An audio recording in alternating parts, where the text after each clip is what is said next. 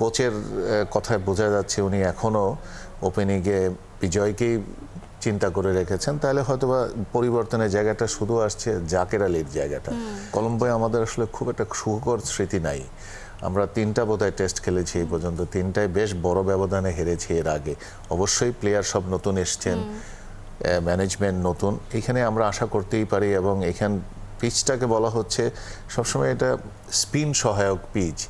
আমাদের তাইজুল, নাইম এবং মিরাজ তারা যেভাবে বোলিং করছেন, আমি মনে করি আমরা হয়তো বোলিংয়ে বেশ খানিকটা চাপ দিতে পারবো। এখন কথা হচ্ছে যে আপনি কম্বিনেশনটা কী করবেন।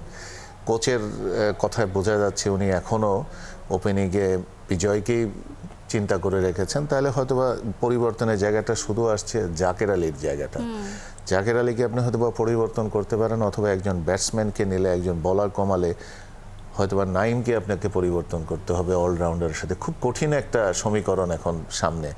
সেই জায়গাটার থেকে আমি বলবো যে বাংলাদেশ এখন এই রকম একটা পরিস্থিতিতে পড়া মানে হচ্ছে যে you are in a better shape, যে অনেক চয়েস আপনার কাছে, কি করবেন।